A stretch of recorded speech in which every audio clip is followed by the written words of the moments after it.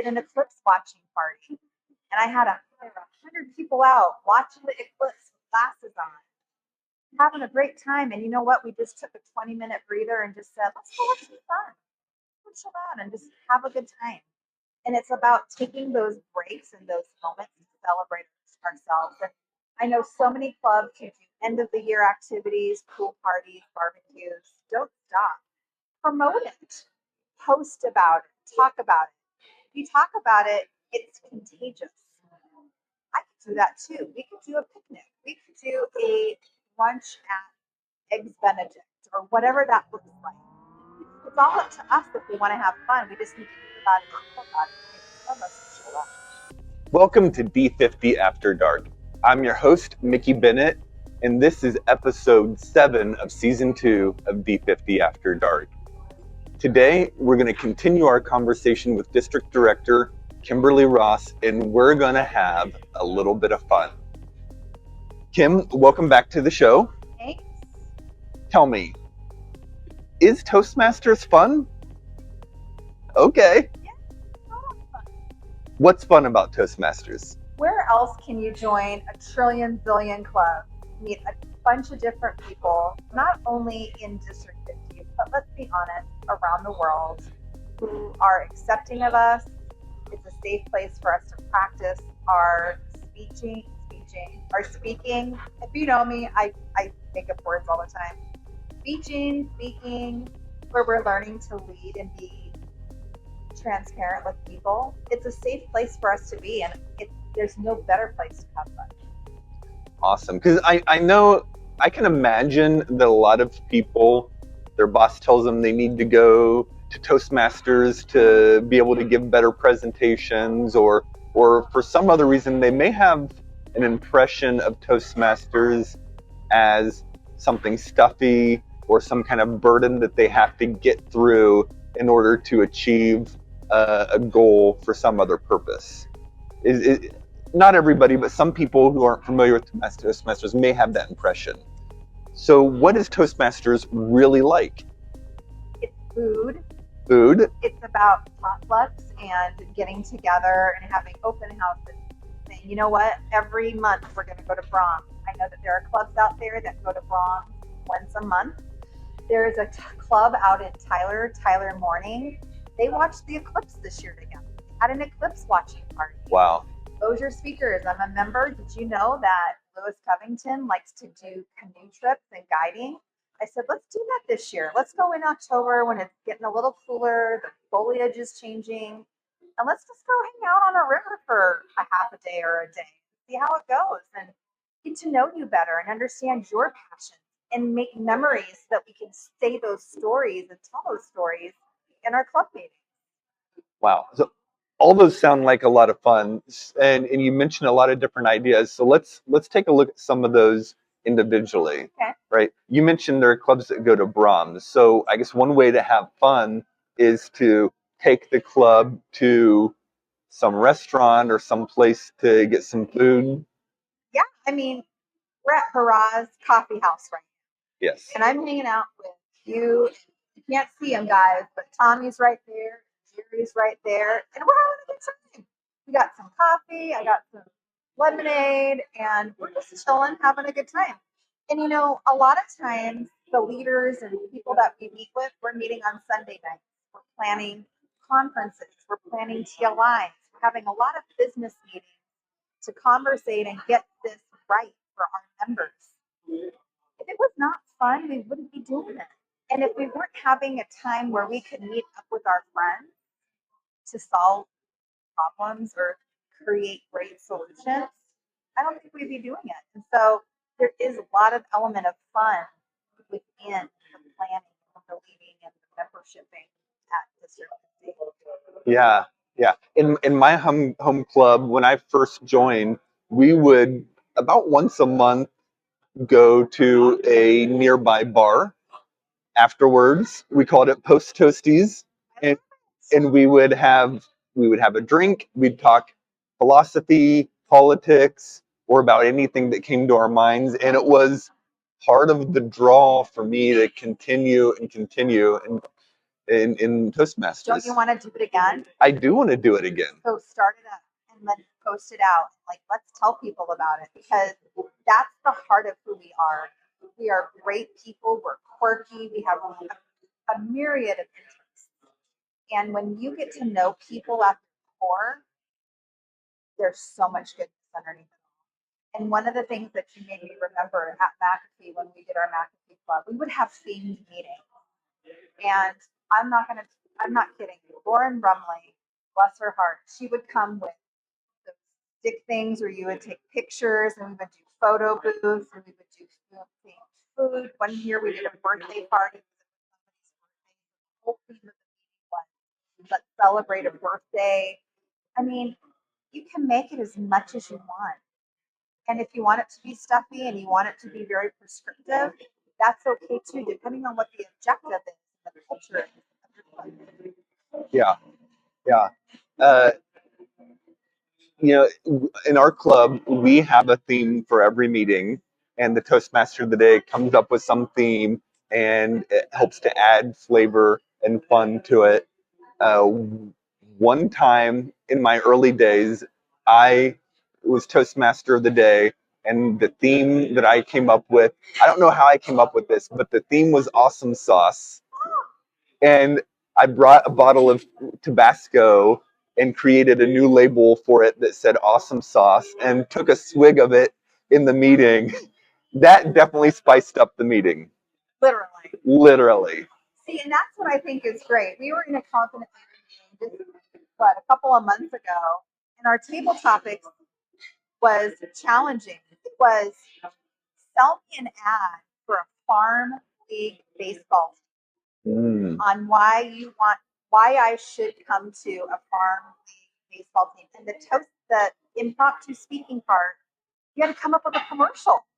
I love it. So fun. It was different. It was edgy.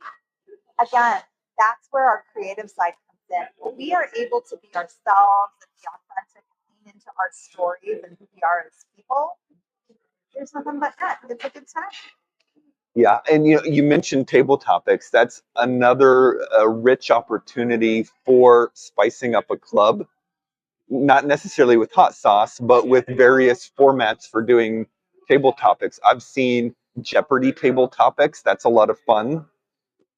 I did a table topic not too long ago. It was on a PowerPoint, and it had numbers. And if you clicked on the number, it literally would then pop up the slide. And then I was able to talk about that slide. It was a fun meeting. And here's the deal. I really believe that we make it what we want. We can make it fun, these table topics. How many of you, or myself included, you're in the middle of a day? Right now, I'm a member of Culture Speakers. We meet on Wednesdays at 12 o'clock. Shameless plug, come and visit us. But when you're in the middle of a hectic week and you're in the middle of work, and you don't want to take an hour out of your time to take a lunch break, but you do it anyway, and you go to a Toastmasters meeting, I always leave feeling better, understanding more about people that I care about. And overall, it lightens my mood. And so I really believe that we are in a place of not only learning and growing and leading and all of the things that we've talked about tonight, but it's also about building connection. When I first started, I never went to a concert. And Leslie Gibo lives for lawn passing at Dosaki Pavilion. And this year, I have signed up to go to 3 concerts with her at Dosaki's. And we're going to have some fun. And she's one of my Toastmasters friends. We're Toastmastering outside of Toastmasters, hanging out. And I know so many people do that we just don't even know about. I was talking to somebody the other day, and they were like, in Vegas, they do happy hour, impromptu happy hours. You were just talking about Post Toasties. Yep. Toasties. Why aren't we doing that more? Let's do that more. I'd love to go have a hard cider or an amaretto sour with y'all and just really get to know our members. So if you guys are out and about, breakfast club, there's a lot of different things we can be doing. I love it when MJ Presley comes to a meeting and he's wearing a funky shirt or a funny hat. There's nothing better because he's having fun. He's bringing fun into his life because he chooses to. Yeah. Yeah. It really does make a big difference. Something you said made me think about how my home club, we meet Monday evenings. And for a lot of people, Monday's a day to be dreaded. Their weekend is ending. They got to go back to work and deal with all the stuff that's going on at work. But for the past 12 years, I've never dreaded Monday because whatever's going on at work, after work, I've got my Toastmasters meeting, and that is a bright spot of the whole week. So I don't dread Mondays. I don't dread Mondays because a lot of times I'm doing committee meetings and things like that. And I'll throw something on the calendar with somebody random and I just get to talk with them a little bit more. Today I had two meetings. One was on strategy with marketing, and I got to know a new member that I hadn't known very well. I know who he is, but we really got to connect more, and he's brilliant at strategy and data and processes. It was amazing. And then afterwards, we were practicing credential stuff, getting ready for some meetings and learning. And what was great is that we just took our time. We weren't rushing. And it's fun when you get to see somebody's growth and that they're like, I'm going to take on something new and I'm going to learn. This last year, one of the most exciting things was two things. One, and they're both division directors this year. One of the division directors said, I'm going to be the fun committee at the fall festival. And I said, what does that look like to you? And some people had their doubts that it would be successful. And he had a team of 4 people that he convinced to fun with him. And they went around and engaged our members and gave them little tchotchkes, Rubik's Cubes, whistles, kazoos, whatever. And he engaged people on a different level. He asked them to sing a song, do Jeopardy or trivia questions.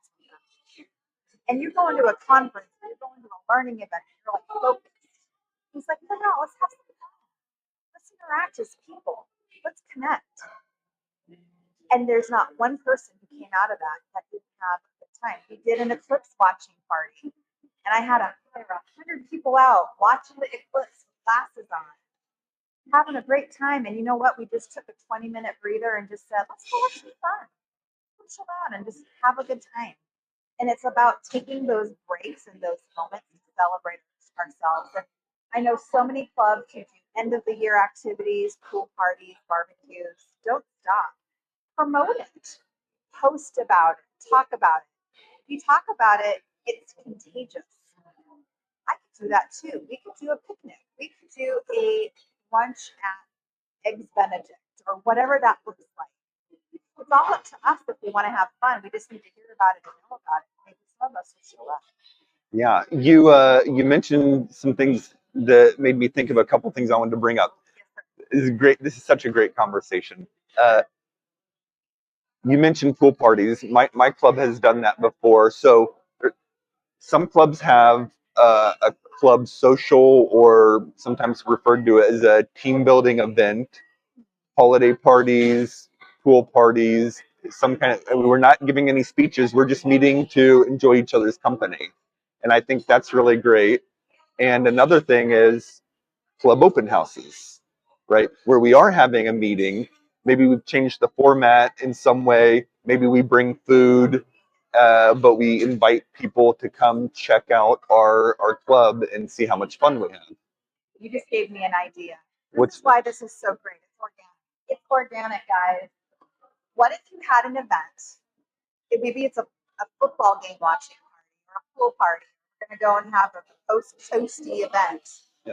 And then our next meeting, speeches and everything associated have to be back to that event. Oh, I like it. Has to be about maybe a drink you had or a conversation or something you learned about something that you didn't know about. Yeah. Table topics. Yeah. Could be around trivia from that event. Yeah. I mean, there's so many things that we can do as creative as we want to get. We get to do it because there's no rule on that. As long as we're respectful, we treat each other well, we're doing things in alignment with our values, our core values. I think the sky's Now the World Championship of Public Speaking is coming up, right? yes, it is. And I know a common thing for some people to do is to have a watch party. That's true. They do watch parties. I know they had one last year for James Harris Jr., who was in the Bahamas. Unfortunately, this year we won't have anybody representing us at the convention. But that doesn't stop us from cheering on amazing people telling amazing stories in ways that we haven't even seen. And I would encourage our Toastmasters to get together with watch parties, listen in, and maybe have your own judging sheets and see what you think who do you think is going to win and on what merit. That would be fun. That would be fun. I like to be judging. I can be a judging person. So, Oh, I mean, is that right? I won't be around. I mean, I'll be there, so I won't be able to be a part of the watch party. But I would say get your judge on and check out those parties and see what you can do. Well, speaking of judging, just going to club contests as a judge or to participate in some other way, all these district events, they're actually a lot of fun. And the people you meet, you make friendships forever. You do.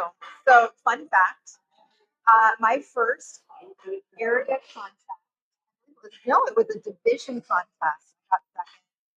I don't know. I didn't practice as much as I should have. But one of my good friends, not a Toastmaster, had her second date at the contest. And it was a time when conclave was all the rage. And I'm going to say hashtag conclave. And it was one of the coolest things. They're now married. Good thing. That's such a great story. And you know what? I just had this great idea that I wanted to share with you. I'm ready. Since we're sharing fun ideas. I mean, this is the time. We're brainstorming at this point. I've actually had this idea for a while. So I like to go on walks and walks in local parks in Plano. And one day I was walking through the dirt paths that go deep into the woods of one of these parks. And I came across a small clearing deep in the woods of this park. And in this clearing, there were rows of wooden benches arranged in a semicircle around a central wooden podium.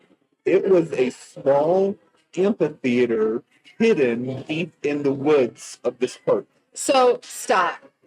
What this sounds like to me is a serial killer movie, perhaps, or B, the perfect place for an outdoor impromptu Toastmasters meeting.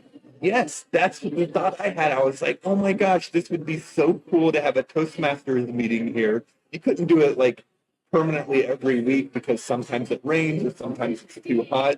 But one or two times you could get some people to hike out into this deep hidden amphitheater in the woods and have a Toastmasters meeting. You know, we could get one of those little wagons and bring some water and some refreshment and stuff. And then what we could do is just have some, how long does it take you to get from maybe parking to the amphitheater? Like 15 minutes if you know where you're going. I think that would be great. I mean, Tommy would go, right, Tommy? Tommy's behind the camera. So I think we should definitely look at that. Yeah. Oh, maybe you might do a podcast there. That's a great idea. Our producer is always thinking about the podcast, and we could have a interview for the podcast in front of a live studio audience out in the woods and nature. Can I even make a request? Why don't we make it, why do you Toastmaster? And everyone has to give a quick interview of why they Toastmaster and hike in and, want to do an outdoorsy thing. So how do you think we should get this set up? Because I think we should do it, maybe not in the heat of the summer, but I think it would be a great time. Tell us more. We'll do it in the fall, Okay. and that gives us time to plan and gather people who are interested. And we need our listeners who want to go on a nature hike / Toastmasters meeting, or possibly be in a live studio audience for a nature hike episode of the podcast. Email me, Mickey at MickeyBennett.com, and we will get you set up, and we're gonna do this. I'm so excited. So I'm gonna even put it in one step further. Email D50 Cares if you can't get a hold of Mickey. We'll definitely be working together because I want to be there. I mean, I've got FOMO. I don't want to miss out. So let's do it. I say let's try it out maybe in October when it's a little bit cooler. Yeah. And let's do it. I think it'll be a great time. We'll post pictures. We'll get you guys some information. And if you might have a tendency of having FOMO, I would say you don't want to miss out. I think this could be a good time.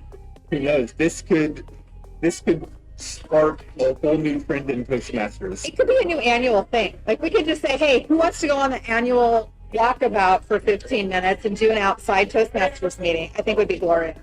Let's do it. Cool. All right, yeah, let's do it. Cool. Don't leave me hanging. Cool. All right, well, thank you guys so much for joining us on this especially fun episode of D50 After Dark.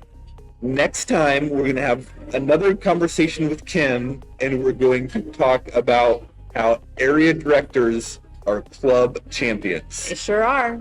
Let's do it. All right. See you guys next time. Bye, guys.